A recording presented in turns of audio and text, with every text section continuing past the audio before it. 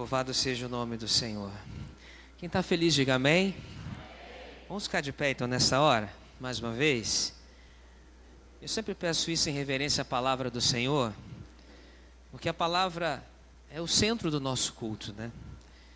É onde o Senhor, assim, nos prepara através dos louvores, da adoração, dos nossos dízimos e ofertas. Tudo é motivo para nós engrandecermos o nome dEle, mas é o momento da palavra, o momento que o Senhor vai falar aos nossos corações, não aquilo que queremos, mas aquilo que precisamos ouvir da parte do nosso Deus. Então abra o teu coração e abra a sua Bíblia no Salmo 30, e nós vamos ler apenas o verso 5, amém? Salmo 30 é um salmo muito conhecido, principalmente o verso 5. Você já deve ter declarado esse salmo algumas vezes na sua vida. Mas como o Senhor nessa noite assim ministrar essa palavra ao meu coração, como aqui o nosso querido pastor Adeilson orou por mim, debaixo da dependência nos colocamos do Senhor, para que a mesma revelação possa assim se descortinar também para você, e você não saia daqui da mesma forma que você entrou. O salmista Davi então ele diz assim: porque a sua ira dura só um momento, no seu favor está a vida. E todo mundo conhece essa parte. O choro pode durar uma noite, mas a alegria vem pela manhã. Feche os seus olhos nessa hora. Senhor, mais uma vez nos colocamos aqui diante do seu altar e na sua presença, na qualidade de servo, para poder servir a igreja. Que a tua palavra agora revelada venha falar aos nossos corações. Ó Deus, na dependência do teu Espírito, assim nos colocamos como mensageiros, para que esta palavra venha falar conosco, não aquilo que queremos, mas o que precisamos. Por isso, Pai, fique à vontade no nosso meio. Repreenda todo o mal, mantenha os teus anjos acampados ao nosso redor, para que, ó Deus, tudo aquilo que o inimigo planejou não venha prosperar neste lugar. Antes, a tua palavra venha cumprir o que lhe apraz, porque uma vez lançada, ela não volta vazia. E crendo, ó Senhor, eu invoco a tua presença neste lugar, pelo teu nome poderoso, para que neste lugar haja cura, para que neste lugar haja libertação, para que neste lugar haja transformação, para que neste lugar haja salvação, para que o teu nome, e somente ele, seja exaltado, glorificado e engrandecido. É o que nós te pedimos, no poder que há no nome de Jesus. E a igreja diga comigo, amém. Podemos nos assentar em nome de Jesus. Bom, você já conhece o salmo, mas eu recebi da parte do Senhor essa mensagem, porque há momento da nossa vida, e isso não é nenhuma revelação, como assim vivemos todos os dias, que temos mais motivos para chorarmos, para lamentarmos e desistir. É ou não é verdade? Às vezes até chegar aqui hoje foi um motivo de guerra, luta, porque temos o desejo de desistir, de dar um passo atrás ou vários atrás. Mas eu quero dizer para você nessa noite, que mesmo que você hoje esteja se sentindo assim, você deve se alegrar, você deve agradecer e mais ainda, perseverar na presença do Senhor, porque ainda não é o fim. Nós estamos na caminhada com Cristo, não terminou. A palavra final não pertence ao inimigo, a palavra final pertence a Deus. Por isso você não pode pensar em desistir agora. Nosso propósito nessa noite é manter, pela palavra de Deus, a nossa vida firmada na rocha. São nesses momentos de fragilidade espiritual, emocional, que o inimigo se aproveita, que o inimigo das nossas almas, ele se aproxima, e como diz a palavra em 1 Pedro 5:8b, bramando como leão, buscando a quem possa tragar. Se ele fez assim com Cristo lá no deserto, e ele não o fez de qualquer forma, Satanás não se aproximou de Jesus no primeiro dia da sua consagração, foi no último. No dia que ele estava mais fraco fisicamente, mais fraco talvez emocionalmente devido à fome, mas debilitado. O que ele não sabia é que o coração e a mente e o Espírito de Cristo estavam preparados. E por isso Cristo pôde rebater usando a espada do Espírito, que é a palavra de Deus. E conosco não será diferente.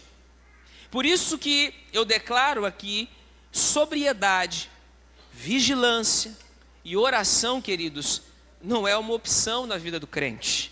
Não é. Nós temos que ser sóbrios, nós temos que ser vigilantes, nós temos que ser homens e mulheres de oração, se quisermos vencer as nossas adversidades. Se essas coisas são indispensáveis para que possamos alcançar as vitórias que nós almejamos sobre essas adversidades, angústias e aflição que esse mundo, que essa vida nos oferece. Essa é a nossa realidade. O Salmo 30 tem um contexto histórico aqui, ligado à experiência de Davi, que é o salmista. Possivelmente, igreja, isso foi escrito após ele ter sido disciplinado e restaurado por Deus, naquele momento fatídico em que ele é instigado a fazer o censo, lá em 1 Crônicas 21. E aí ele volta, ele é restaurado, ele celebra então a transição daquele sofrimento escolhido, para a alegria, e louvando a Deus por sua misericórdia e favor duradouros, sendo aqui este salmo um cântico de gratidão pela salvação, pela cura, pela dedicação de um lugar, que talvez no futuro seria o templo ou talvez a própria casa dele. Lá nessa passagem, nós sabemos que Deus, através do profeta, pediu para ele escolher 3 juízos, ele escolheu um, e por causa desse juízo, em 3 dias morreram 70 mil almas. E ele pediu a Deus, clamou ao Senhor, o Senhor teve misericórdia. Deus ouviu o clamor, pediu que o anjo retirasse a espada que estava sobre o povo, e por isso ele foi grato ao Senhor. Davi entendia muito bem, queridos, a respeito da perseguição, da solidão, do juízo e também do sofrimento. Mas Davi também entendia, e é o que ele nos ensina, a respeito de adoração, de misericórdia, de fé, graça e arrependimento. Ou seja, ações que antecedem nossas vitórias sobre qualquer circunstância. Naquele momento em que ele estava vivendo aquela circunstância contraditória, em que a ira de Deus se levantou sobre o povo, ele disse, melhor que a nossa vida não caia nas mãos dos homens, porque Deus é misericordioso, mas ainda assim, muitas vidas se perderam, e ele se sentindo culpado, ele pede a direção de Deus, levanta um altar lá na ilha de Araúna, para que o Senhor fosse exaltado, em agradecimento à sua bondade. Mas no verso 5, no Salmo 30, que é a base de muitas circunstâncias que podem nos fazer chorar, não é verdade? Isso também aponta para um momento transitório. Porque o texto diz que a ira de Deus, ela dura só um momento, porque no seu favor está a vida. Ou seja, Deus é tardio em irar-se. Deus é longânimo para com os nossos erros, para com os nossos pecados. Deus envia os seus avisos, envia os seus profetas, nos dá sonhos, visões, até que ele dá um basta, mas até lá Deus espera que você reconheça para que você se arrependa. Então o profeta Ezequiel nos revela em seu livro, lá no capítulo 18, no verso 23, o seguinte: desejaria eu de qualquer maneira a morte do ímpio? Diz o Senhor Deus, não desejo antes que se converta dos seus maus caminhos e viva? Então o desejo de Deus é que você viva. E Ele vai chamar a nossa atenção em tudo aquilo que estamos fazendo, quer seja bom, quer seja mal, porque Ele é Pai. Mas há momentos em que o inimigo das nossas almas, igreja, surge como um valente impetuoso e nos rouba algo precioso. E nesse caso, igreja, permanecer chorando não é uma opção. Se quisermos tomar de volta o que é nosso, não adianta ficar prostrado. Tem horas que nós temos que nos levantar, enxugar as lágrimas e seguir em frente. Jesus, ao confrontar os fariseus certa vez, disse em Marcos 3, 27, ninguém pode roubar os bens do valente. E aqui no contexto, o valente é Satanás. Entrando-lhe em sua casa, se primeiro não manietar o valente, e então roubará a sua casa. Quando Jesus foi confrontado pelos fariseus, sendo acusado de expulsar demônios, né, pelo príncipe dos demônios, Jesus, olha, nem Satanás é tão burro assim, porque se eu expulso demônios, né, pelo rei dos demônios, então casa dividida não subsiste. Os fariseus não entendiam quem estava ali, né, diante deles. Tanto que depois, nesse contexto, ele fala, olha, todo pecado e blasfêmia será perdoado ao Filho do Homem, mas quem pecar contra o Espírito Santo já é réu de condenação. Por isso, queridos, temos que estar atentos à palavra do Senhor. Ainda existem aqueles momentos em que não há mais lágrimas para chorar. Talvez você já tenha vivido isso. Tanta dor, tanto sofrimento, não há mais forças, não há recursos humanos para gastar, mas eis que surge uma palavra, para que em nosso coração seja gerado fé e esperança o suficiente, para que você use o seu último ato, e talvez seja o ato da sua mudança, da sua virada. Então eu gostaria de apresentar nessa noite algumas circunstâncias cujo choro, cansaço, ameaças, falta de esperança, dor e tristeza não impediram esses personagens que eu vou citar de alcançarem a vitória que eles precisavam. Talvez você esteja vivendo algo parecido em sua vida hoje e Deus deseja te entregar a chave do que você precisa para mudar esse quadro. Você crê nisso? Eu creio. Porque a palavra de Deus, ela não volta vazia. Mesmo que seja para uma pessoa nessa noite, eu não posso me furtar de falar aquilo que Deus ministrou ao meu coração. E se eu tivesse que dar um título a essa primeira história desse personagem, seria da angústia à vitória. Essa história se passa em 1 Samuel 30, do verso de 1 a 6. Nesse contexto, igreja, Davi e seus homens, para evitar a perseguição de Saul, eles foram até Aques, que era o rei dos filisteus naqueles dias, que os aceitou e lhes deu uma cidade chamada Ziclag. No capítulo 29 de 1 Samuel, nós encontramos aqui os filisteus reunindo todos os seus exércitos em Jezreel para lutar contra Israel.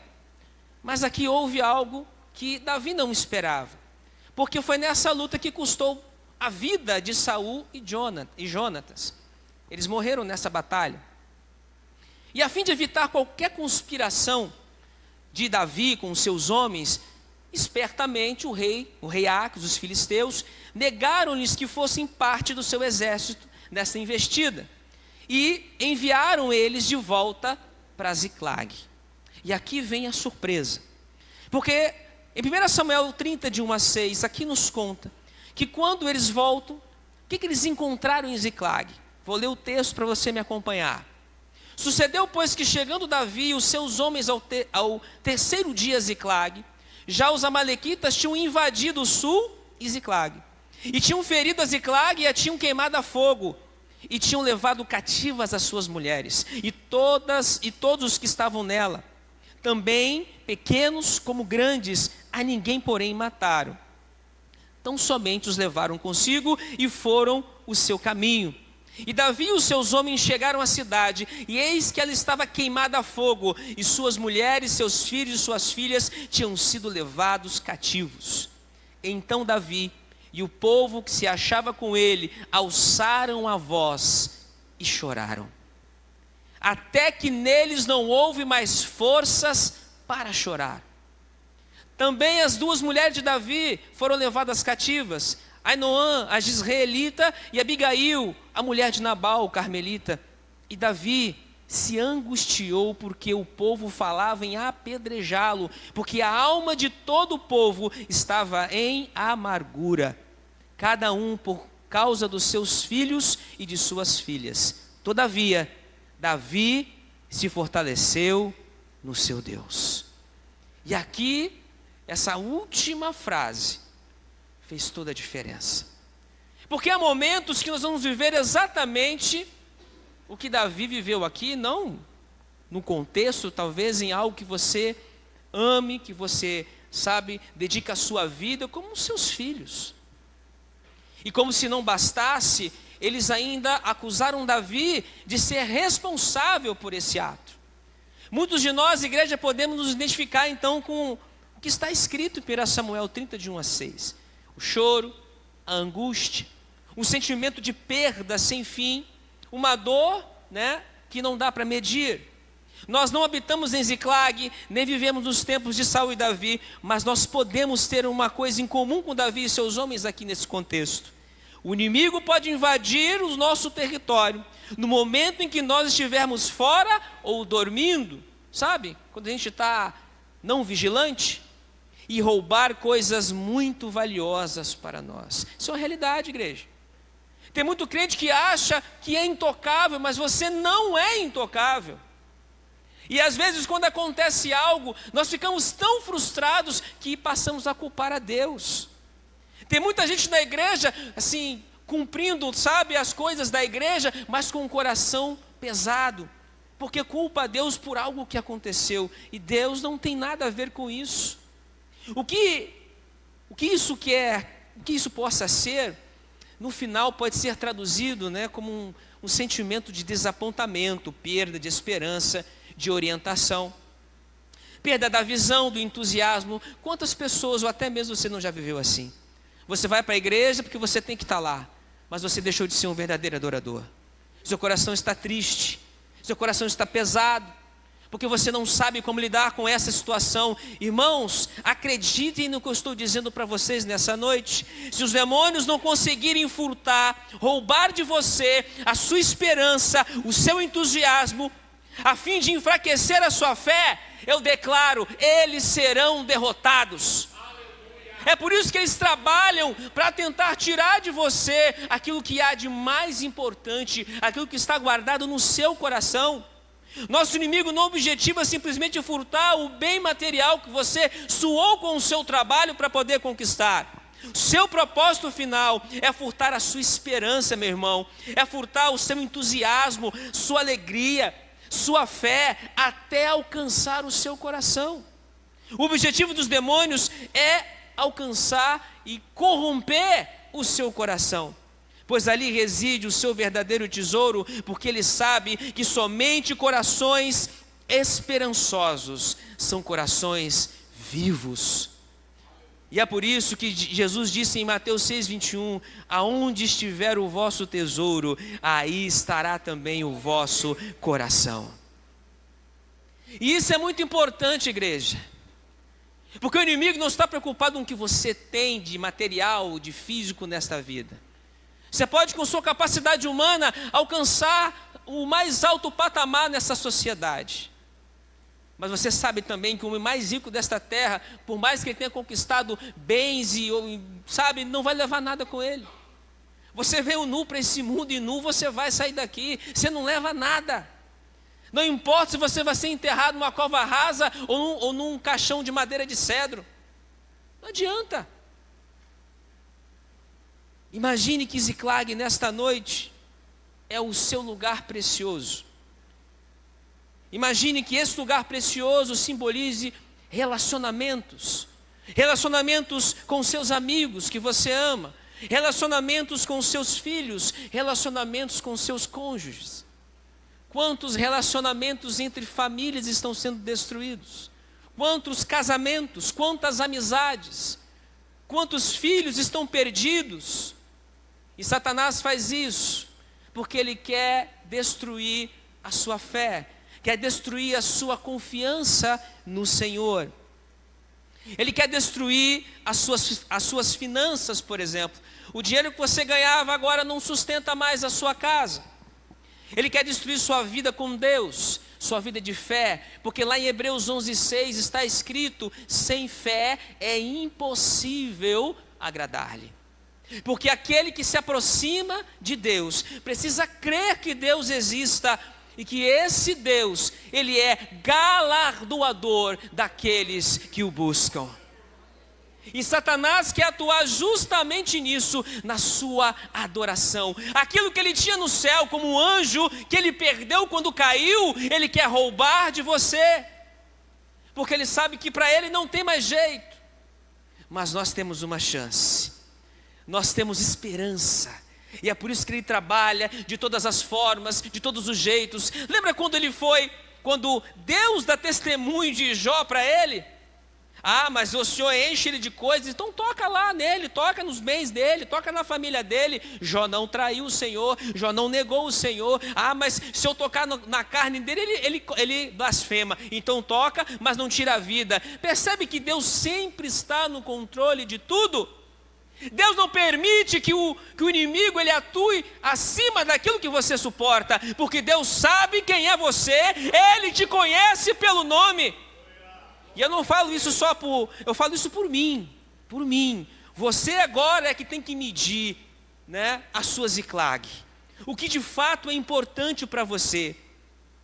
E o que fazer nessa hora com algo tão precioso que lhe foi roubado? Querido, a mensagem é essa: vamos atacar o inimigo. É simples. A culpa é dele muitas vezes. Às vezes não, às vezes a culpa é nossa. Mas quando a culpa é dele, nós precisamos agir conforme Davi e seus homens. Nós temos que tomar uma decisão, ou nós choraremos as perdas, escondendo provavelmente nossa frustração por anestesia, apatia e atividade religiosa. A gente sempre fala sobre performance aqui. Tem gente que está mais preocupado em cumprir a agenda, na religiosidade, do que em ser um verdadeiro adorador. Deus não está procurando religiosos. Deus está procurando adoradores que o adorem em espírito e em verdade. É isso que o Senhor está procurando. E aí, meus amados, o inimigo vai trabalhando para roubar de você dessas coisas, até que você se torne um zumbi, sabe? Alguém que está por fora parece vivo, mas por dentro você está morto. Ou você pode se comprometer e nos encorajar, como fez Davi. Ele se encorajou no Senhor, a fim de enfrentar o seu verdadeiro inimigo, para recuperar tudo aquilo que havia sido roubado.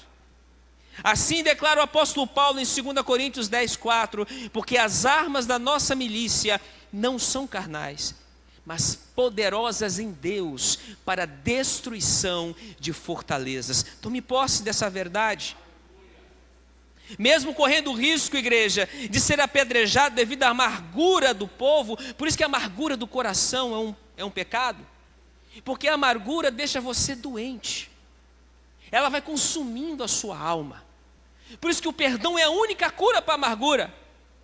E quando Jesus nos ensina a oração do Pai Nosso, ele dá ali uma condição para o crente: perdoai as nossas ofensas, Senhor, assim como nós perdoamos a quem nos tem ofendido. Você ora e está dizendo para Deus, dando uma condição. Se você diz para Deus, aquele fulano eu não perdoo, então Deus vai falar para você, então também eu não te perdoo. O perdão é a condição básica para a nossa salvação. Eu preciso aprender a perdoar, sabe por quê? Porque Deus me perdoou em Cristo Jesus. Eu não sou melhor do que o estuprador, do que o ladrão, do que não sei lá mais quem. Porque pecador é pecador e ponto. Eu preciso ter Cristo. E é isso que vai fazer a diferença na minha vida, na sua vida e na vida de todo aquele que crê. E aí, igreja, isso foi o que Davi escolheu fazer. Nos versos 6 a 8, o verso 18 de 1 Samuel 30, está escrito assim: e Davi muito se angustiou, porque o povo falava de apedrejá-lo, porque a alma de todo o povo estava amargurada, cada um por causa dos seus filhos e suas filhas. Todavia, Davi se fortaleceu no Senhor seu Deus. E aí no verso 7, e Davi disse a Abiatar, o sacerdote, filho de Aimeleque: traze-me aqui, peço-te, o éfode. E Abiatar trouxe o éfode a Davi. Então consultou Davi ao Senhor, dizendo: perseguirei eu a esta tropa? Alcançá-lo-ei? E lhe disse: persegue-a, porque de certo alcançarás, e tudo libertarás. E no verso 18 o Senhor encerra dizendo: assim salvou Davi tudo quanto tomaram os amalequitas. O que você aprende com isso? Com toda angústia, com todo medo, Com toda a preocupação, a primeira coisa que Davi fez, chamou o sacerdote. Pega o éfode lá, por gentileza. O que era o éfode? O éfode era uma vestimenta que o sacerdote vestia. Era uma vestimenta tradicional. E ali ele tinha no peito o que a gente chama do urim e o tumim. Era algo que era utilizado na época, que era usado para consultar o Senhor. Até mesmo os historiadores têm dificuldade de interpretar isso. Mas era algo que dizia o sim ou o não de Deus. Então isso era usado para consultar o Senhor. E hoje, o que eu faço, pastor? Faça como Jesus ensinou a você. Entra no teu quarto, fecha a tua porta, dobra o teu joelho, porque o Pai que te vê em secreto, Ele ouve a tua oração. Não adianta falar para o irmão, para o vizinho e reclamar, não adianta. Você tem que ir àquele que pode resolver o seu problema. E Ele está ouvindo você, Ele está vendo você, porque Ele conhece cada um dos nossos passos. Ele sabe os nossos pensamentos antes de chegar à mente, a palavra antes de chegar à língua. Ainda que você vá no mais profundo dos mares ou no mais alto dos céus, lá o Senhor te encontrará. Então não temas, busque ao Senhor. Então eu aprendo com Davi que em meio ao medo, às angústias, à dor da perda, eu preciso buscá-lo em primeiro lugar. Como disse o Senhor Jesus em Mateus 6:33, buscai em primeiro lugar o reino dos céus e a sua justiça. A segunda história, eu poderia dar um outro título para ela, poderia chamar Quando o chamado é maior que o medo. Diga comigo, quando o chamado é maior que o medo. A Bíblia diz que muitos serão chamados, não é verdade? Mas poucos serão escolhidos. Cada um de nós aqui, eu creio, tem um chamado do Senhor. Mas ser escolhido vai um pouco mais além. E aí, nós vamos usar a história de um outro homem ainda do Antigo Testamento. O texto aqui está em Neemias 2, no verso 17. O texto diz: venham, vamos reconstruir os muros de Jerusalém, para que não fiquemos mais nessa situação humilhante. Nessa tradução está assim. Querido, Jerusalém estava em ruínas. Vocês conhecem um pouco da história de Neemias. Os muros caídos não eram apenas pedras quebradas, eram símbolos de um povo falido, desanimado, destruído, uma identidade ferida e um futuro incerto. Porque nesses dias em que o povo passava por esse processo, não por acaso, Jeremias passou mais de 40 anos avisando o povo: se consertem, conserta, olha, não segue por esse caminho. Foi chamado de traidor e dentre outras coisas, porque ele avisava da parte de Deus, que porque eles não obedeceram, foram idólatras, dentre outras coisas, Deus decretou: Jeremias, para de orar por esse povo, porque eles vão passar 70 anos no cativeiro. Então, como eu disse, volto a repetir, há um tempo, apesar da longanimidade de Deus, há um tempo, e quando Deus decreta algo, Ele não volta atrás. Já aconteceu algo do tipo? Já. Com Ezequias, por exemplo, ele ora e Deus reverte a condenação. Mas isso é exceção e não regra. A regra é, pela palavra, eu preciso obedecer a Deus. E aí, queridos, Deus desperta então o coração desse homem. Um homem como eu e você, a Bíblia diz que ele era copeiro do rei. Não tinha títulos grandiosos. Isso mostra a simplicidade, porque Deus não chamou os excelsos, os sábios, mas os simples, aqueles que vão confundir o mundo. E aí, chama esse homem para realizar uma obra extraordinária. Assim começa a jornada desse homem, chamado Neemias, marcado por coragem, visão e uma fé inabalável. Às vezes você olha para uma situação, se colocando no lugar de Neemias, aonde você está enfrentando algo parecido, onde Deus coloca você no centro de uma situação, e você não sabe como lidar com aquilo. Mas vamos aprender com Neemias nessa noite, que ao ouvir sobre a condição de sua terra, a Bíblia diz que Neemias não ignora aquela dor, porque ele era um judeu fiel. Ele chora, igreja. Isso mostra que o coração dele estava contrito, quebrantado com o problema daquele lugar. Não permita que as dores deste mundo te tornem insensíveis à dor do seu irmão. Olha para o teu lado e vê, olha ao redor de você quanta gente está sofrendo. Às vezes não é apenas um abraço, sabe, uma palavra de conforto. Às vezes nós temos que enfiar a mão no bolso mesmo e abençoar as pessoas. Às vezes não temos para fazer isso, mas podemos ajudar de N formas. A Bíblia diz aqui que Neemias então ele chora, ele jejua, ele ora ao Senhor. Sua primeira ação não foi correr para solucionar o problema. Não, ele foi buscar primeiro aquele que pode resolver de fato o problema. Aleluia! Ele buscou a direção de Deus.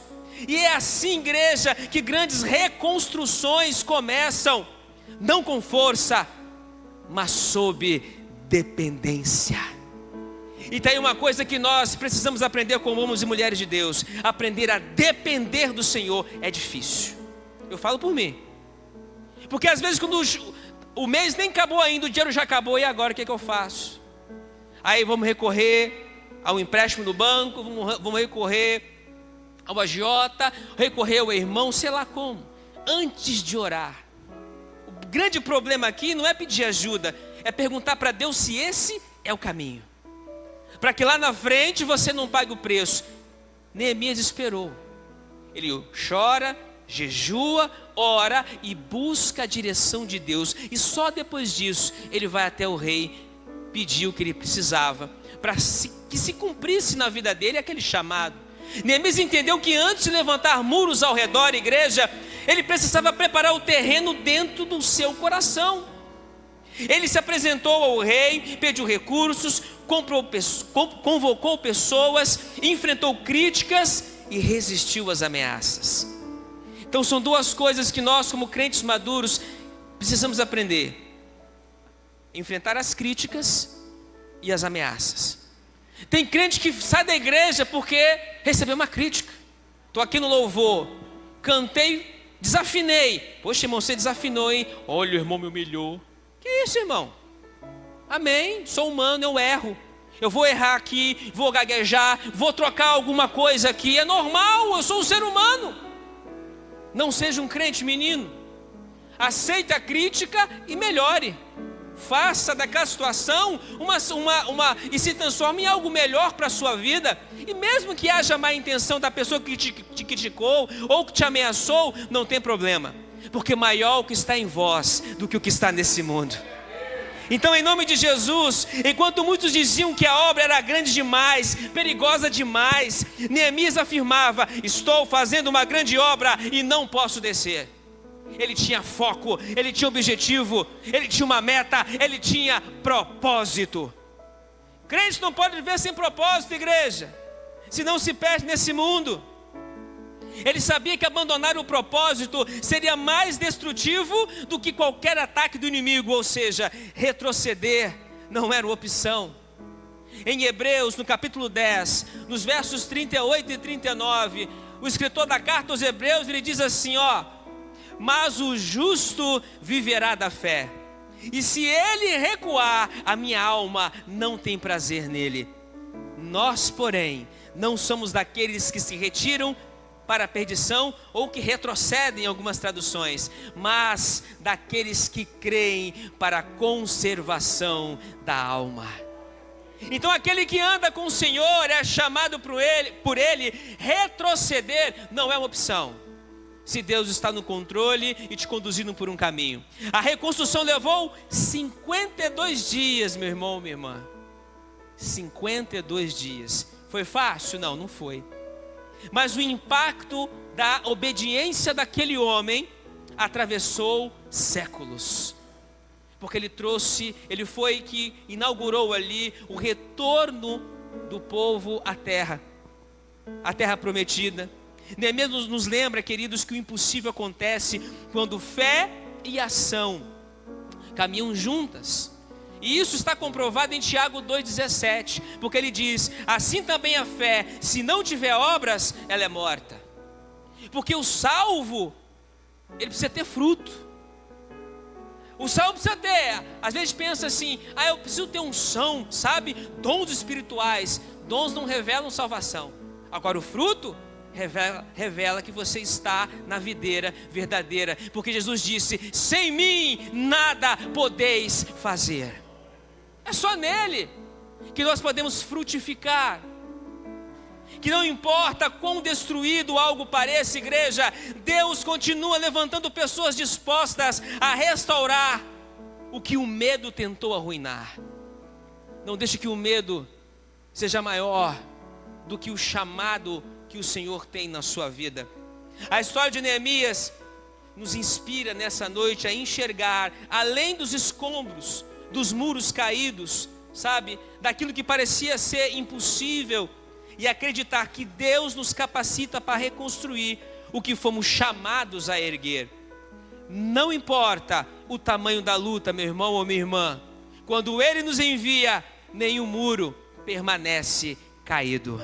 Amém? Você crê nisso?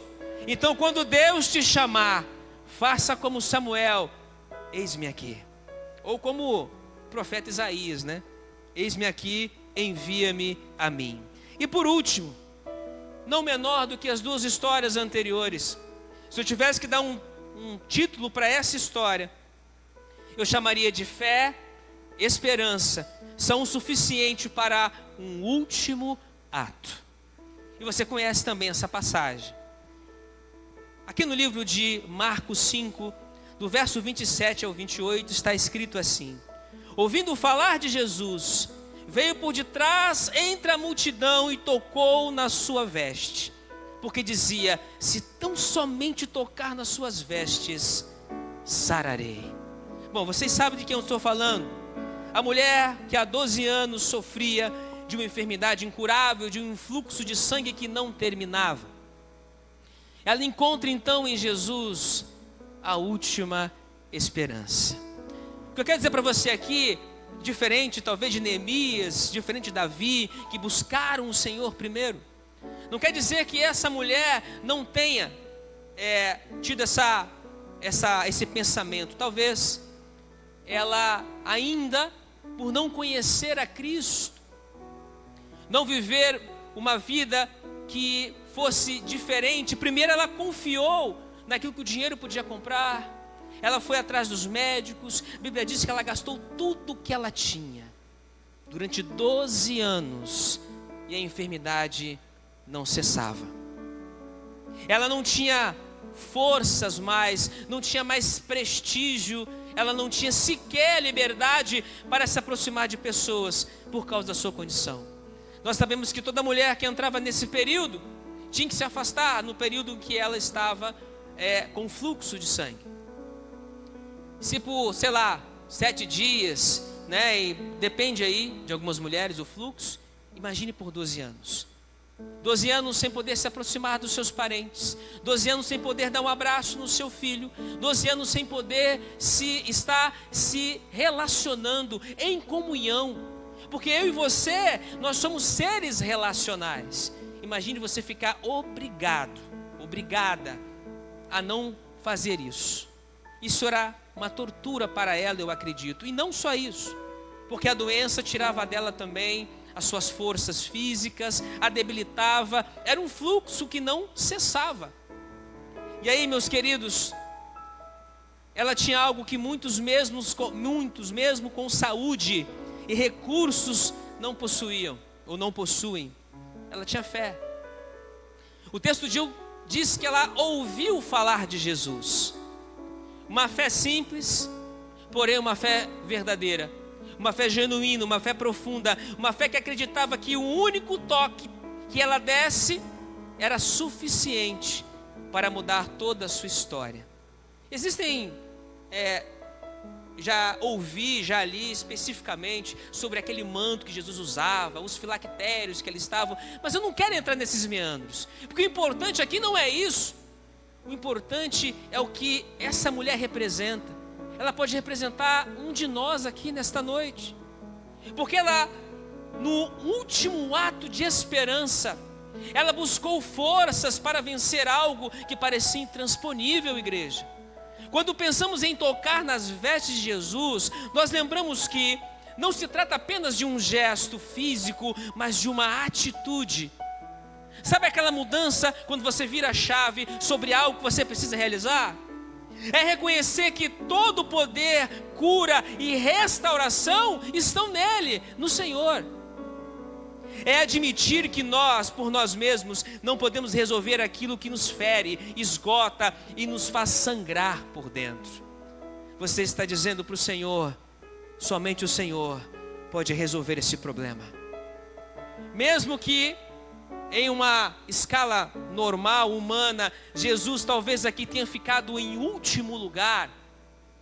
O que importa aqui é que essa mulher, ao ouvir falar de Jesus, vendo que não tinha mais nenhum jeito, a fé que ela expressou foi suficiente para viver um milagre. Há dores que ninguém vê. Talvez você hoje, nessa noite, esteja assim. Feridas que você esconde atrás de sorriso, cansaços que carregamos em silêncio. E é nessas horas, igreja, que o convite da fé ecoa: aproxime-se de Cristo. Ainda que de joelhos, ainda que com lágrimas, ainda que sem forças, Deus está te chamando. A mulher tocou em Jesus não por acaso, ela tocou com propósito, igreja. De tal maneira, porque há toques que mudam histórias. Quando nos lançamos aos pés de Cristo, quando clamamos por sua presença, quando buscamos sua direção, algo no céu se move a nosso favor. Jesus percebe o toque daquela mulher no meio de uma multidão, porque ele disse: alguém me tocou. E aí um dos discípulos diz: mas Senhor, o povo te aperta, como que alguém te tocou? Não, alguém me tocou de uma forma diferente. E essa pessoa não tocou nem no corpo de Jesus, tocou na orla do seu manto. Porque esse toque não foi humano, esse toque foi espiritual, esse toque foi sobrenatural. E é isso. Se você quer ver um milagre na sua vida, o exemplo da mulher do fluxo de sangue é para mim e para você nessa noite. Da mesma forma, ele percebe o toque quando você ora, genuinamente, sinceramente, quando você entrega as suas preocupações, quando você confia, mesmo sem ver.